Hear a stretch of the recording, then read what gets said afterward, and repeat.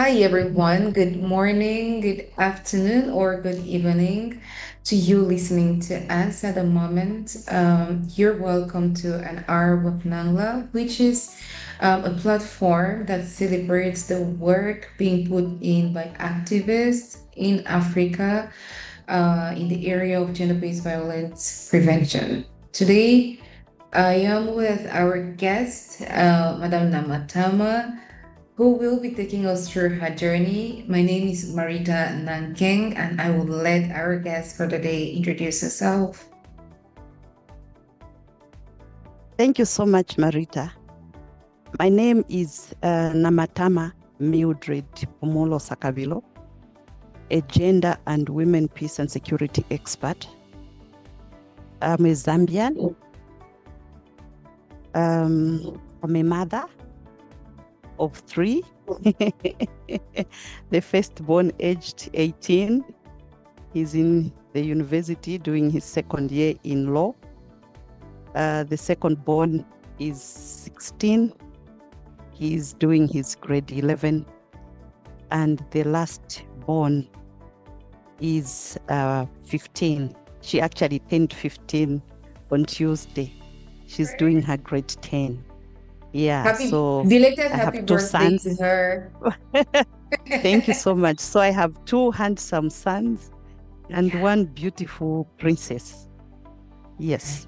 So I have worked in the government of the Republic of Zambia for over 14 years and also worked in Mozambique in a peace support operation as gender advisor for over 2 years. So I bring to you vast experience on gender-based violence, gender mainstreaming, and also peace and security. So that is a brief about me. Thank you. I'm happy to speak to you at this moment. I'm super excited having you. I'm super, super excited having you today, and also to have you share this wealth of experience with you. I mean, amassed or acquired over the years, so. Thank you. Yeah, we will be getting progressively into the work that you've been doing. But before we do so, please, what is it that inspired you to get into this area of work? I know you've said you've served in the government. You've just not only served in Zambia, but also in Mozambique. You cut across peace. And we have seen the work you do. For those who are listening to us, we would be happy to share, I mean, some of her details, maybe links to her work as you check in the description. So, what is it that motivated you to get into this area of work? Thank you so much, NANGLA, for that question. So I often say my work in the area of gender-based violence was not an accident. So my lived experience shaped it. So I will start by telling you my little background from childhood. So my father and my mother divorced when I was 6 years old. And so I remained with dad. And when I was 9, dad remarried. So I grew up in a family or in a home where I was raised by a stepmother. And so from that early stage, at that early age of 9, I grew up not knowing that I had so much potential and value that I can bring out there in the world, because I was called names. I was always looked down upon. I was told all sorts of things. And so she always found a way of finding something to report to dad about, something wrong to report to dad about me. So each time she did that, my father would whip me mercilessly. So I grew up experiencing this fear, constant fear in me, and also silence, because I could not tell anyone about it. Of course, some neighbors would hear about it, but they had no control over what would happen. I remember once a team of friends came, because my father used to work at a college. So a team of church mates came, among them males and females. So they came to sing, because I'm also a gospel singer, by the way. So they came and we sat there, we sang. But later, there was a report to dad that your daughter is just a prostitute. She brought men at home today. All that. So you can imagine. And so dad got upset. I was whipped again. So it became a constant way of life. I knew that each time there was something, of course, as children, there could be times when you would make a mistake here and there. But each time you would be ready for a good beating. Yeah. So so each time I knew that dad was about to return home, I would always hide, because then I wasn't sure the next report that will go to him. So I lived that constant life of fear and also silence. And so there was this feeling of being voiceless, okay, in the environment where power and control determined who mattered. So those early years made me become sensitive to the pain of others that they endured in silence. They could not speak out, but they had to endure, because I also endured that. So because of that pain, as I grew up, as I grew older, I realized that my story was not unique. Many women and girls around were also suffering the same way I was suffering, because society had normalized their pain. Okay, so that realization became a turning point for me. I made that, I committed myself to ensuring that no woman, girl, man or woman or boy would live in fear or suffer the pain that I suffered also in silence. Yeah. Okay, so because of that, I enrolled into cadet actually at school. The cadet movement. I don't know whether you understand the cadet, like soldiers. Yeah, so I enrolled into cadet. I was even the leader actually at a girls' school where I was. I was at Mukinge Girls Secondary School. So I was the leader of the cadet movement. And my going into that movement was not because of anything good. To be honest, I went into that movement because I wanted revenge. Because I grew up with anger. The pain that I went through was unbearable. So my going into cadet was to revenge someday. So when I completed my grade 12, I wanted to join the military. But then when I completed school, my father said, you know, if you are going to continue with this cadet thing and you want to go into the military, then I would disown you. So that's how I abandoned, my dream of becoming a soldier someday. So then I went into another option. I thought of, okay, since I can no longer be a soldier, then I'll be a musician. So I enrolled in college to become a gospel singer. and teach. But then down that same year when I enrolled into a college to be a teacher of music, I was then accepted to go to university. So I went to the University of Zambia, where I took a path of library studies and development studies. So that is what led my work to start now concentrating on gender-based violence. After my university studies, I was employed in government, and then I rose through ranks. From being a librarian, I changed to become a gender analyst. So that's how I now started working on gender-based violence activities fully.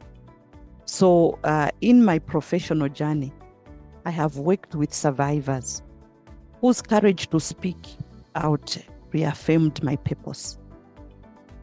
Their resilience reminds me every day why I do this work: to restore dignity, to give hope, and to ensure that communities understand GBV is not a private issue, but a violation of human rights that demands collective action.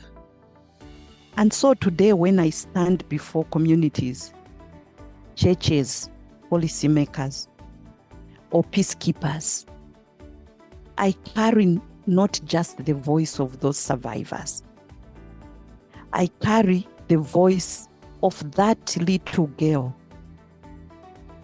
That's me, that little girl who once was a victim and a survivor, who decided to turn pain into purpose. So that is how I would respond to your question, Marita. That's solid. I mean, what an inspiration. Turning pain to gain, but also being the voice of the voiceless, as we commonly say. What a beautiful way of putting it out there. I mean, it's true Dad didn't want you getting into the military. How do you feel about that today? Do you still feel like you chose a better path after that? Or do you feel like your path should still have led you to the military? Or I know you work with peacekeepers from time to time. When you find yourself among this group of persons, do you still feel like my purpose is restored? What do you feel like? What does it feel like? Oh, yeah. So I talked about working in Mozambique. Right. But before working in Mozambique, I worked in the Ministry of Gender. Yes. And whilst there, I still had this contact with the military because I was in charge of drafting or developing reports, state reports on the implementation of the African Union declaration, solemn declaration on the implementation of gender equality in Africa. So in that report, I always included a segment on the military component, the police, because it was a requirement. So I had this interaction, and that was fulfilling, though not as fulfilling as the way I felt when I was now in the actual heat of the conflict in Cabo Delgado province of Mozambique. So yes, my dream was cut short at the time that I completed my secondary school. But I used another route to actualize my dream. So my work at the Ministry of Gender, but then later as a gender advisor, I worked in Mozambique. And I was interacting with soldiers on a daily basis. I was interacting with police officers and corrections personnel on a daily basis. So this has been so fulfilling to me. Yes, I didn't become a soldier myself, but just the interaction with soldiers has been so fulfilling. There's no feeling more than what I feel after interacting with the soldiers. Yeah. Yeah, I think some days you should be able to tell them, um, I had so badly wanted to be where you are today, so you value your jobs because there is people who so badly value this job you do and should hold it up with integrity. But again, I also feel very Mm, excited because what a dream come true. Maybe not exactly the way you wanted it, but also being mm, really that close, really coming that close in a way that gives you that fulfillment. I think I feel even exactly. excited in your shoes, I Oh, feel yeah. I'm happy. so excited. So every opportunity I get to interact with those people just brings so much joy to me. Yeah. Yeah. Yeah. Mm, So, I mean, I that's nice. I feel so happy learning about this or getting to know this. I mean, like where you started, how your motivation, and I like how you've been able to walk us through your journey from childhood up until the various services in which you served and the sort of work mm, you've been doing and the sort of people you've been working with. Now, I mean, just randomly, what will be some of the types of gender-based violence you've observed? Maybe not just in Zambia.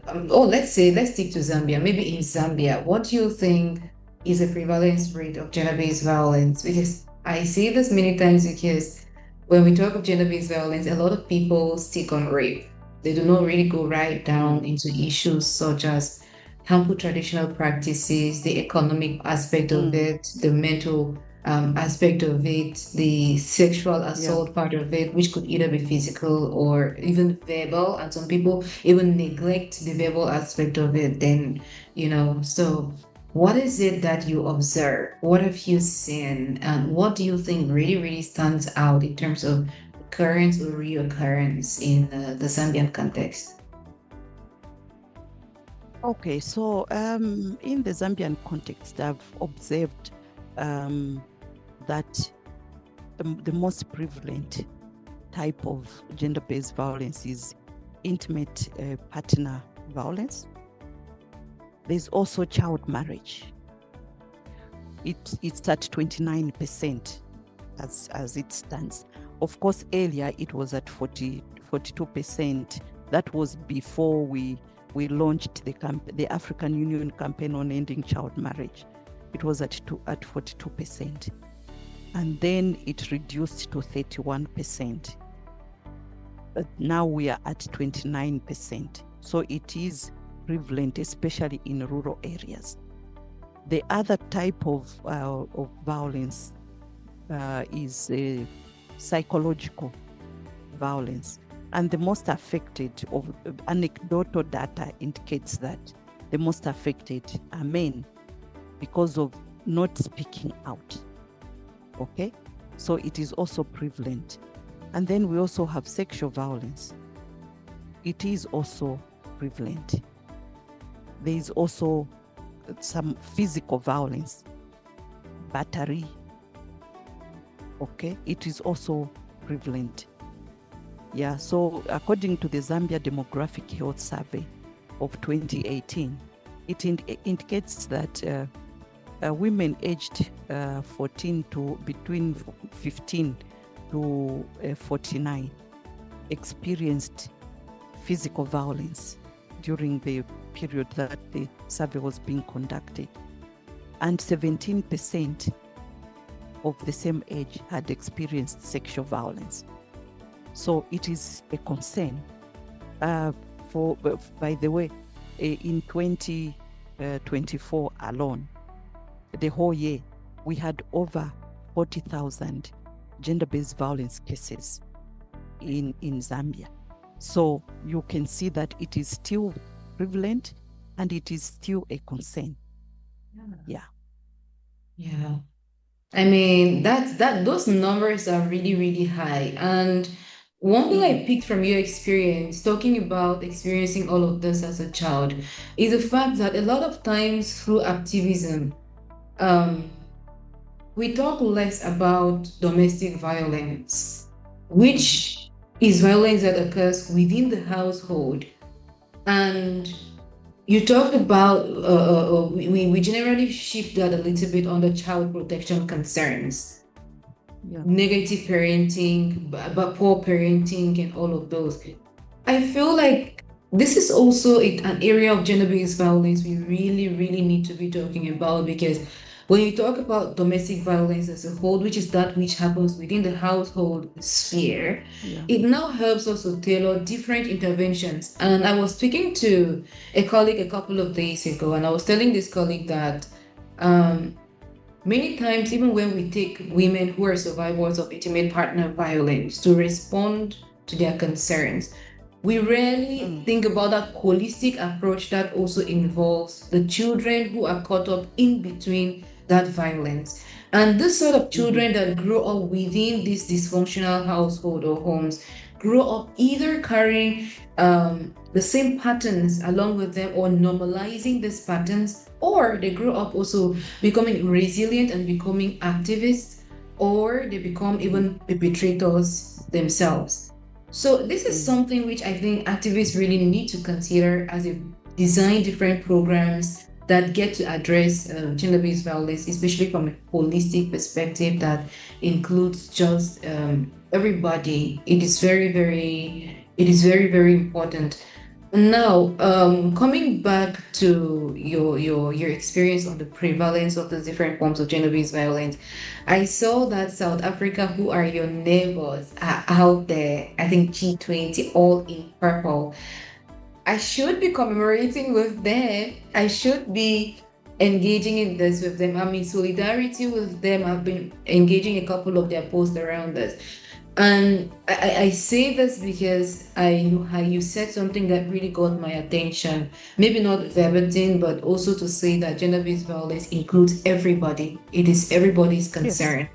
So wherever you find exactly. yourself, you need to involve, even if it means putting up a social media post condemning acts of gender-based violence, even if it means Mm. raising your voice, even if it means disclosing an incident. Because I pick one thing from what your childhood experience, neighbors experiencing this, seeing that you're going through Mm. this. But the question is, what did the neighbors do? How did they raise their voice around this child protection concern, this child assault or abuse concern, and that very childhood, or a child that can't defend herself?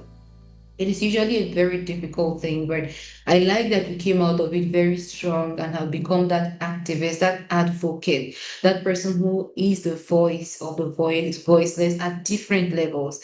That is very empowering.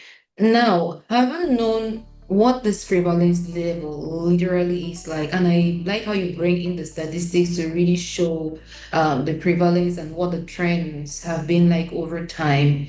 Now, as Mm. an individual and as somebody who's walked through in different shoes, from Mm. and in different has served as well in different capacities, what have you done? What would you say have been the interventions which you've put in place to, Mm. we always like to separate it in two angles, to prevent and to respond, because we'll say we can put Mm. in a lot of work to prevent gender-based violence, yet the incidents are still being reported, they are still, ongoing. So what are we doing Yeah. to at least respond to the needs of those who've experienced these incidents? So yeah, I'll be happy to learn about the work you've been doing in this area. Yeah. Okay. So I'll start with uh, talking about what I have done in terms of prevention. Yeah. So yeah, so in terms of prevention, I have always supported sensitization programs, such as workshops or just community engagement out there. So when I Mm. worked at the Ministry of Gender, I was the national coordinator of the campaign on ending child marriage. And so I had a lot of contact with community members where we went to sensitize. I worked with UNICEF and UNFPA to implement what we call forum theater. So those were initiatives that we came up with and we implemented in pilot districts. So we were able to sensitize people on the dangers of child marriage, for example, on the dangers of gender-based violence. Of course, child marriage is a form of gender-based violence. So we are able to conduct those sensitization meetings, and also working with men and boys as allies and change agents. For your own information, we are working with, in Zambia, we worked with traditional leaders. That time when I was still working at the Ministry of Gender, we worked with traditional leaders because they are the custodian of those communities in rural areas. So we needed to change these traditional norms, the patriarchal systems that prevail in those rural areas. So we worked with traditional leaders, and also looking at positive masculinity so that men are able to support women in their communities. Even here in urban areas, they should be able to support women. So in that case, we launched the He for She campaign. I think Zambia is among the first countries that launched the He for She campaign. We launched it in all the 10 provinces, and we brought traditional leaders on board. And we have traditional leaders who have become champions on eliminating gender-based violence. We can talk about traditional leaders like Chief Chamuka. We talk about Gogo Madzimawe. We talk about Chieftainess Muwezwa. We talk about Chieftainess Kawaza, to mention a few. These are very active in their different chiefdoms, dealing with eliminating gender-based violence and also eliminating child marriage. I also collaborated this year, for your own information, early this year, I collaborated with a lady called Precious Frank from Nigeria, and we implemented a skills development seminar in different aspects of life, such as hair plaiting, nails making, and also looking at content creation, so that the young people are able to be economically empowered. Because I believe that financial dependency is a risk factor for violence. So we reached over 300 young women across Africa, and this was done virtually. So that is what I've done on prevention. I also integrate gender-based violence prevention in peace building and humanitarian programs, because I have worked both in development and also in humanitarian settings. So I ensure that there is this component. For instance, when I worked in Mozambique, I coordinated workshops for internally displaced persons in Cabo Delgado, and also for host community members.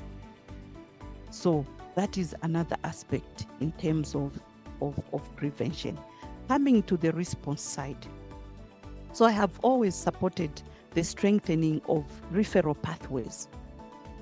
I have always supported capacity building. Like I've talked about those workshops in Mozambique. Apart from having workshops on economic empowerment, we also had workshops on gender-based violence prevention and response, ending child marriage, and also ending or prevention of sexual exploitation and abuse. As you may be aware that when you are in conflict, these cases actually increase.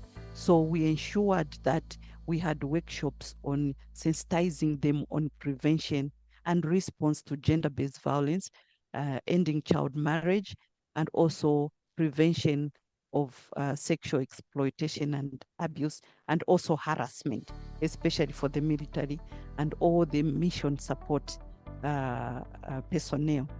So, and also sensitized or built capacities of police, social workers, and health personnel, because these are the first point of contact when there is a GBV case. They are the first responders. So that is those are some of the things that I have done. I have also advocated for policy reform, okay, and also improving coordination mechanisms. When I worked at the Ministry of Gender, and I was the coordinator of the Government of the Republic of Zambia, United Nations joint program on gender-based violence in Zambia, I coordinated activities. I coordinated meetings, workshops on gender-based violence issues, okay? And also advocating for inclusion of GBV data in national planning frameworks, okay? So currently, I'm helping an organization called Girls Not Brides to coordinate activities. Yes. Yeah, I'm helping Girls Not Brides to coordinate activities on the implementation of the SADC model law on eradicating child marriage and protecting those already in marriage. So those are some of the issues that I have done, some of the work that I have done. Mm-hmm. That's a lot going on there. That's just a lot. And I'm so impressed. I am super impressed. Now, and I also like the fact that you've already been doing a couple of collaborations. I mean, in fact, cross inter-country collaboration, and I mean, leveraging the internet, the availability of the internet to, provide services right out there all around Africa. That's a good thing. I was a little bit like, wow, because I am a beneficiary of a COICA scholarship. That was also, the project was also termed Girls Not Brides. And yeah, this scholarship paid my first year fees into the university. So I can attest. Yeah, thank you. I can attest that you're doing a lot of work, because in many countries, especially in rural areas, you cannot imagine how impactful this sort of intervention is, because many children, upon completion of secondary school, the possibility of they going to the university becomes a little bleak, and interventions like this step in to close that gap. So that's really nice. But again, I can't really talk over the other interventions that you've been doing.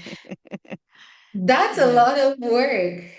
That's so much work, and I am so impressed. I am so impressed. Now, I know that you had said you worked with traditional leaders before, but that makes me also want to ask that, what are your targeted population? Like, who do you work with on a daily in this area of work? Yeah. Okay, so in this area of work, I work with men, women, girls, and boys, but there is this special focus on women and girls because they are the most vulnerable, and also looking at the marginalized or the excluded. When I talk about marginalized or excluded, I'm talking about persons with disabilities. So this is much of the focus that I really am so passionate about, ensuring that their lives are protected from harm and danger.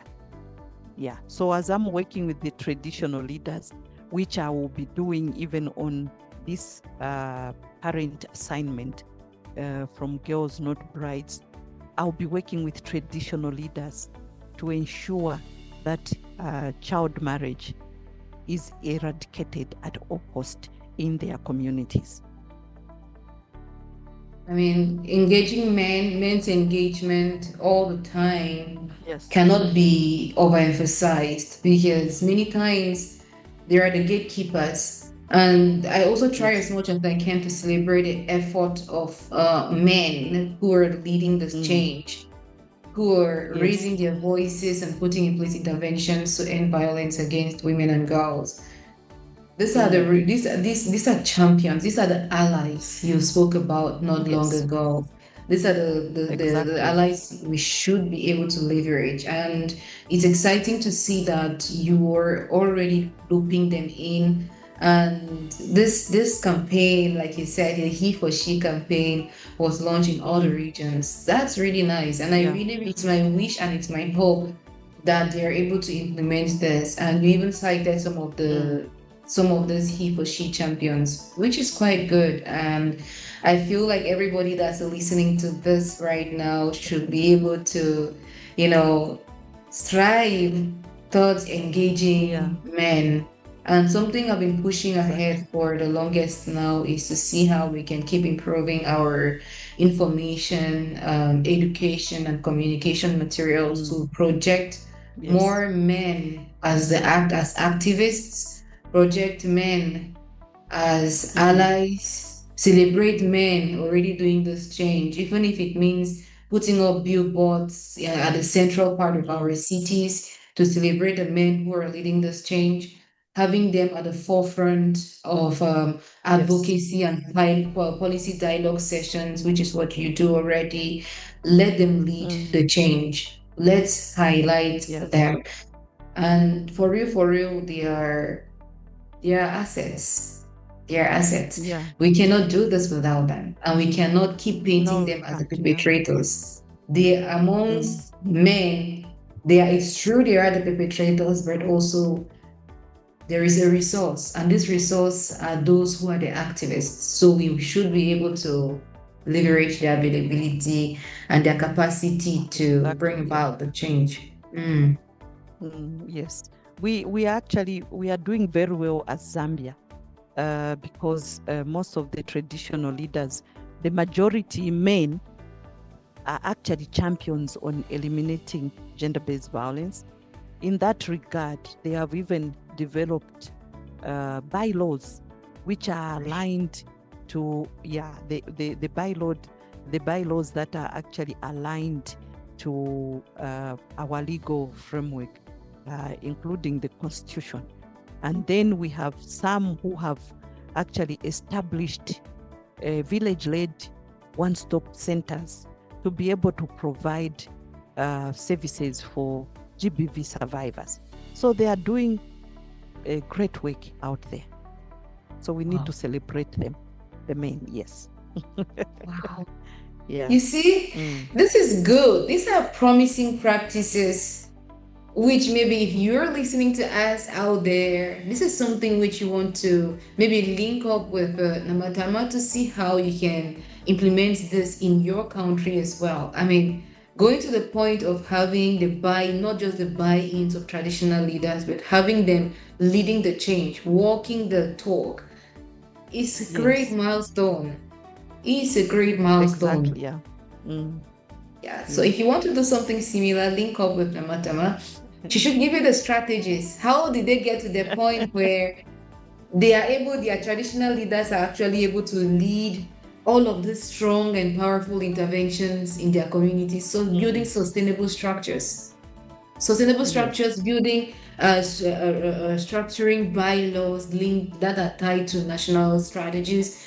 That is Mm. amazing. So, if this is something which you want to do, or your organization wants to do as well in your area of focus, your geographical area of focus, please, this is Namatama to the rescue. She can always support you. So Yes, now, always available. yeah. Yeah. Mm. Yes, Mm. always, always. I can attest to that. One thing I wanted to follow up on, you've highlighted quite a couple of success stories from the traditional leaders.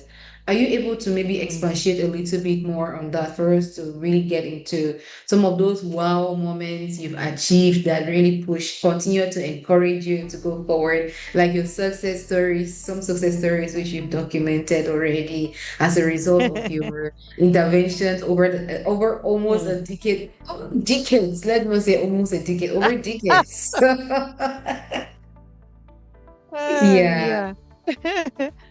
yeah. Okay, so I guess you want me to talk about some of the successes in the Yes. work that I've been doing. Mm, Okay, mm. yeah. Thank you so much for that question. And I'm happy to respond. I I'm always excited to talk about some of the things that I have done. There are a lot, but for now, I'll just mention a few. So to start with, I'll talk about the fulfilling success story that happened this year. So in March this year and October, I trained 75 individuals, of course, comprising military. And you know why I'm saying fulfilling. So yeah, 75 individuals, including military, police, corrections, and civilian personnel from Malawi and Zambia. So these personnel that I trained this year are preparing for possible deployment in peace support operations. So the focus was on gender-based violence, which includes prevention of sexual exploitation and abuse and harassment, and also conflict-related sexual violence. So that is for this year. When I worked for SAMIM, which is SADC mission in Mozambique, I facilitated training for 178 individuals, including internally displaced persons, host community members, and service providers, which included police, social workers, and health personnel. Okay, on ending child marriage and then prevention of sexual exploitation and abuse, and gender-based violence in general. When I worked at the Ministry of Gender, I supported the establishment of 6 anti-gender-based violence user-friendly fast-track courts, which would accelerate disposal of gender-based violence cases, and also ensure that survivors get help or they get justice within a short period of time.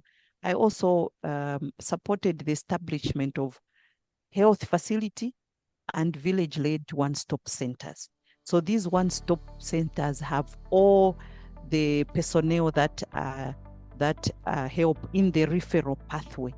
So you have a police officer, you have the legal personnel, you have those that provide shelter, and those that help with counseling within the same building, so that you avoid re-traumatizing gender-based violence survivors to move from one place to the other. So when they find you in one place, then it will be easier for them to pursue or to report their cases. Then between 2016 and 2020, I led the implementation of the African Union campaign on ending child marriage. I was the national coordinator on that campaign, and also the UNFPA UNICEF global program to accelerate action to end child marriage. Okay, so these initiatives saw the Zambian Republican president, that time it was Edgar Chagwalungu, who was recognized as the African champion on ending child marriage. Okay, so that is one of the successes also, and he was recognized in 2017. Moving forward, I coordinated the phase one of the GRZ. So when I say GRZ, I mean Government of the Republic of Zambia, United Nations Joint Program on Gender-Based Violence in Zambia. Okay, that was between 2014 and 2018. I also supported the development and implementation of the Anti-Gender-Based Violence Act number 1 of 2011, and also the Gender Equity and Equality Act number 22 of 2015. Moving forward, between 2014 and 2019, I coordinated all activities on the commemoration of 16 days of activism against gender-based violence. In 2019, I organized a high-level breakfast meeting during the African Union Heads of State Summit, which saw the inauguration of the KOTLA. So KOTLA is Council of Traditional Leaders of Africa. Okay, so they were inaugurated as a council, and the purpose of this council was to ensure that they eliminate violence against women and girls, okay, and also eliminating all forms, all harmful traditional practices. Moving forward, I coordinated or trained, in fact, not coordinating, but I trained 180 health personnel in the multidisciplinary management of gender-based violence survivors, okay, with a special focus on psychosocial care and support and community response modules. And so through collaboration with traditional leaders, I have seen them revise customary laws to promote gender equality and also to condemn gender-based violence. Some of them have become champions, like I mentioned earlier, the Chief Chamkas, Chief Mazimawe, Chief Dennis Muwezwa. Yes, to mention a few. Yeah, they have become champions who have established the village-led one-stop centers where they are able to preside over gender-based violence cases and refer those that they can't preside over, like in case of a murder, defilement, all those issues. They are able to refer them to the police. Right. And perhaps the most fulfilling, I have seen survivors regain confidence, okay, and become advocates for others, proving that healing and transformation are possible. So, to mention a few, those are some of the successes that I can point at. Right. Why shouldn't we be clapping for you? I mean, like, I am very sure that anybody watching this right now should be sending to you just a whole lot of flowers, a whole lot of roses. It's being said that we should give people their flowers while they're still there to receive them. And this has been so much work you've been doing. So please get your flowers, get your claps, get your I received applause. them. Thank you. You deserve them, I please. received them. Yes. I received them wholeheartedly. Yeah. This is much work. I received them. This is so much work, and you deserve them so much and even more. And I want to just say that Thank this is you. a whole wealth of experience. If you need this sort of Mm. experience on your team, she's available. She does consultancies as well. Yeah. You've listened to the impact of her work already. You've listened to the broad base of experience she's had working throughout different institutions or across development to humanitarian settings, working with Yeah. faith-based, community-based, or civil society organizations up until collaborations with the United Nations. This is someone you want on your team. This is somebody whom you want to lead or collaborate interventions with you. So please, if this is something you want, if this is the kind of resource you want on your team, she's right here and willing and able to push you through. Or is that so? Is that not so? Yes. It is. always available. Thank you. Yeah, Thank you. you're welcome. Mm. Now, the theme for this year's 16 Days of Activism pulls our attention towards technology facilitated gender-based violence. I know you've highlighted quite a number of prevalent GBV types in Zambia, but I just Mm. wanted to pick your brains a little bit again. What are your thoughts around technology facilitated gender-based violence? How do you think it happens in your context, and what are your thoughts generally?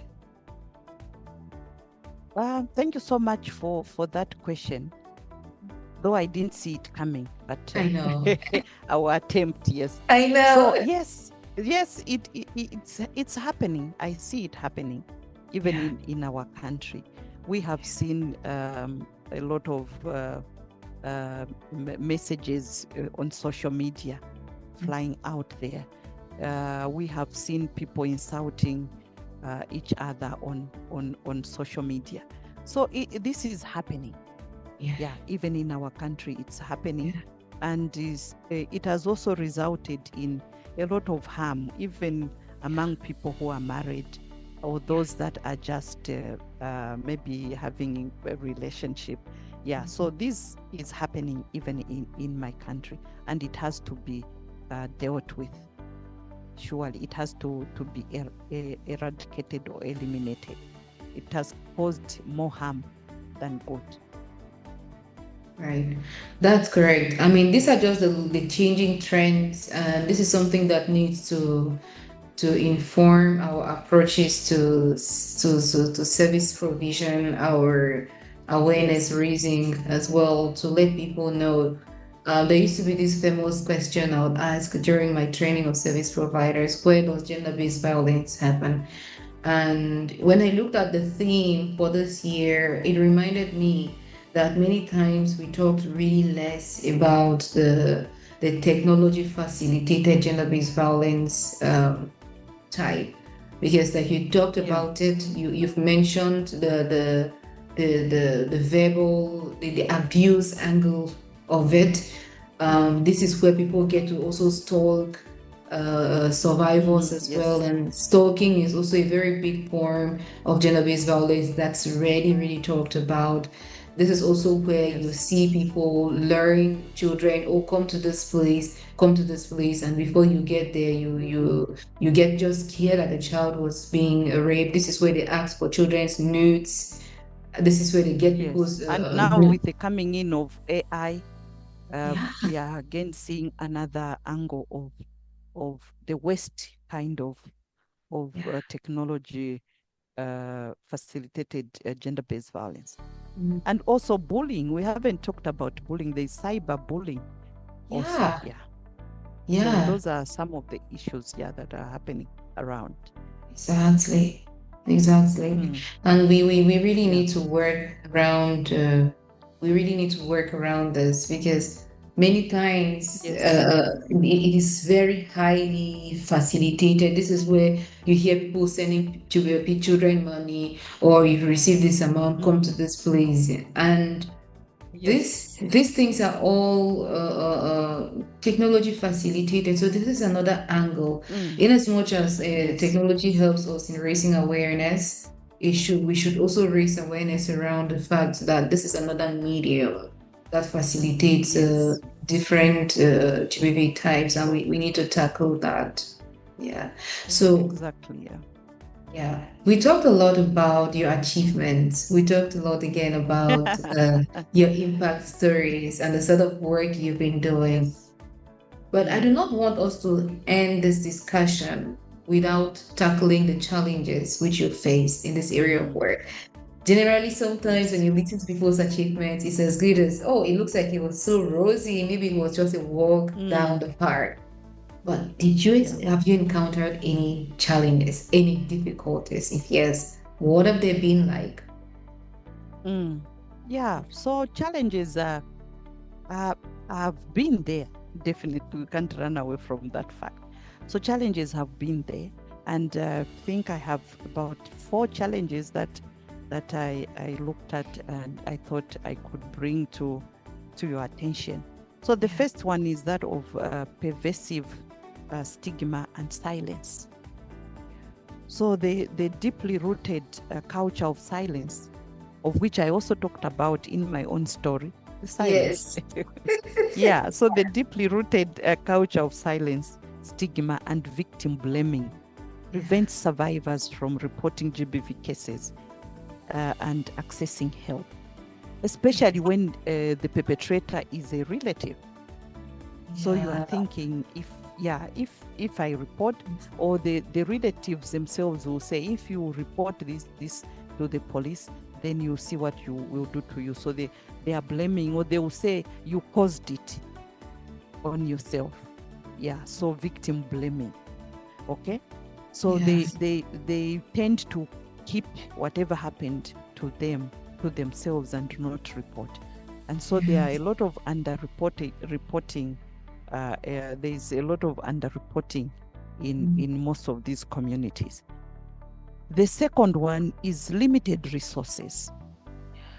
Mm. Yeah, most of the countries are were dependent. Then they were dependent on the US aid funding, for example, Yeah. or other sources of What's funding. that? But Mm. now that there is this cut of Mm. in funding, it Mhm. poses a challenge. So limited resources for comprehensive survivor support services, okay, Yeah. especially in rural Mhm. areas, Right. okay. So there is Mm. also persistent lack of dedicated, sustainable funding for long-term psychosocial and legal support, which are critical for true recovery, and insufficient resources for follow-up and monitoring, because you need to have vehicles, for example, to ensure. I remember there was a time when I was assigned to take care of a survivor who was bedridden for 5 years. So this person lived within the capital, Lusaka, but in one of the compounds. So you need to rush there. But if you don't have enough resources, if you don't have a vehicle to rush there, you Mm. don't have money for fuel to rush there, it means that person cannot be helped. Okay, so you need to have resources to ensure that you are able to make follow-ups and also monitor the situation. The other challenge I faced when doing the work was weak coordination among key stakeholders and Yeah. limited data for evidence-based programming. That was a challenge. Mhm. The last but not least, some of the formal legal systems are often slow or unresponsive Mm. or non-confidential, or in some Mm. instances. Okay, so Mhm. this results in low conviction rates and high re-traumatization. So these are Mm. some of the challenges that I thought I could bring to your attention. And this erodes trust in the Mhm. system. People Mm. will end Mm. up losing uh, trust Yeah. in reporting cases. Yeah. So those are some of the. It's even worse for areas that are affected by conflict, because Yeah. when there is conflict, the first infrastructure to damage is among the justice structures, justice, health facilities. Okay, so when there is conflict, it means you are not able to even report Yeah. the cases of gender-based violence, Right. because the structures to start with are not there. The infrastructure is not there. The systems are broken. So Mm. how do you report? Yeah. So this results in people losing trust in the systems. So those are a few challenges that I thought I should bring to your attention. Yeah. Yeah. And Yeah. I mean, they are very relatable, those challenges. They are very relatable because let's take, for Yeah. example, the one-stop shop center you talked about at community level. As Mm, good as the whole initiative is, if you do not have money, for example, the finances or the funding or those needed mm, collaborations, you wouldn't be able yeah, to fund those places. And at the same time, if there is lack of confidentiality and lack of implementation of those strategies and policies, and people get to mm, lose trust in the systems, especially yeah. the legal systems. Incidents would people would not come for services even if we made those services No, they would. available. Exactly. Exactly. Yeah. Mm, Mhm. yeah. So we really hope that things really can change with time or improve with time. So I I pray just wanted so. to, yeah, yeah, it will it Yeah. will, it should get better. Yeah. It So has to. yeah, Mm, we're getting down towards the end of our yes. discussion, but I wanted to find Mm, out, are you able now? There might be a survivor out there listening to you.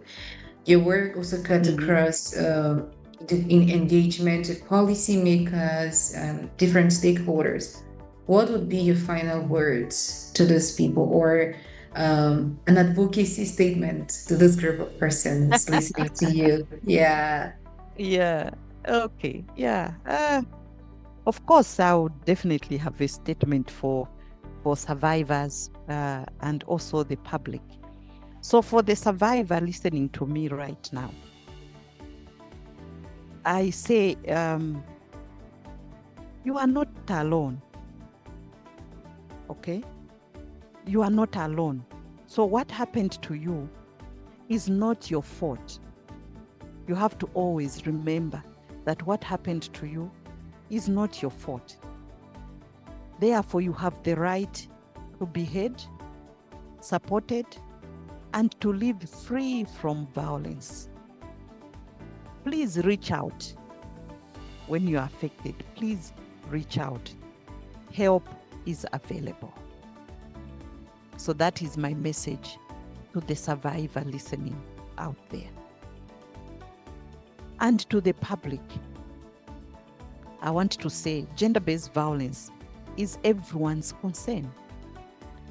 Each of us has a role to play by speaking out, supporting survivors, teaching respect. In our homes, we need to teach respect, okay? And raising children in a culture of equality and peace. So when we act together, we then build safer, stronger communities for all. Those are my last words to Thank the you. public. I already talked about the survivor, and these are Thank the you. last words to the public. Right. Right. Thank Right. you. Thank you. Thank you. And I mean, just to wrap it up all again, um, we know it is difficult for survivors to speak out in Mm. environments where you tend to be blamed or you fear being judged. And Yes, yeah, this might limit your possibility of seeking help, but in most situations, always try to find someone you could confide in, because yes, we always need help. Everybody needs, maybe not help per se, but support through that journey. exactly. Yeah. Yeah, and Mm-hmm. your healing process starts with you naming the problem. It starts with you Yes, talking to somebody. But exactly. again, I Yeah. like that you this statement just to reinforce, we need to work as a community, as a society, Yes. towards stamping out this social ill that's eating right Mm-hmm. deep. I call it a social cancer that's eating right deep Yeah, into the fabrics of our community. There is never exactly. been anything good about it. And again, it's a strong call to add to Namatama's voice, to the legal Mm. systems, because the more our legal systems keep sending out perpetrators, the more we have an increase in the prevalence rate Yes, of different GBV types. There are different yes, countries that have put out very hard measures on perpetrators, And it is left on us again to track what the impact of those um, very hard measures are like in these countries. We need to contextualize Mm. our own responses. And if you're somebody who is in charge of this legal systems, please try as much as possible as you can to be fair, to give fair hearings. Exactly. Yeah. Yeah. And Mm. another thing, again, around our awareness raising services, we should be able to educate survivors on how legal procedures are like. If you're to charge Yes. for perpetrator for rape, what are the evidences that are needed? If it is for physical Yeah. violence, what are the evidences that are needed? So if this is something that you Yeah. consider doing, you should always take into consideration know where services are made available. Like she rightly said, available referral pathways. This is something that would guide Yeah. you through the process of acquiring or obtaining services. I mean, to wrap Exactly. it up all, any final words from your end before we call it a day or wrap? Thank you so much. I think the final word is to just call upon everyone to be part of the the 16 days of activism against gender-based violence campaign, which begins on the 25th of November and ends on the 10th December. So let's be each one's keeper. Let's take care of each other, protect each other.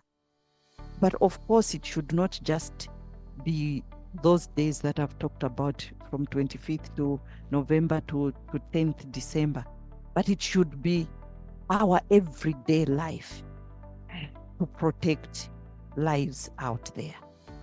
Women and girls are not commodities. They deserve protection. Those are my last words. Thank you. Thank you. Let it be our everyday You're welcome. life to Yes, protect it should be a lives. lifestyle. Yes. Yeah, yeah. Mm. So Yeah. again, thank you so much for making our time to share with us your experience, your journey, and thank you so much for adding your voice to advocacy around ending or preventing gender-based violence, but also Mm. responding to gender-based violence. So thank you so much for your services. And to you listening to You're us welcome. from home or wherever you are, thank you so much for listening. You've been tuned on to An Hour with NANGLA, and I have been Marita Nankeng alongside our guest for today, who was Namatama Mildred, who've been sharing with us her journey, her work, and her experience. Thank you very much for following through with us. Until we meet again, it's a bye bye from the sand. Bye bye.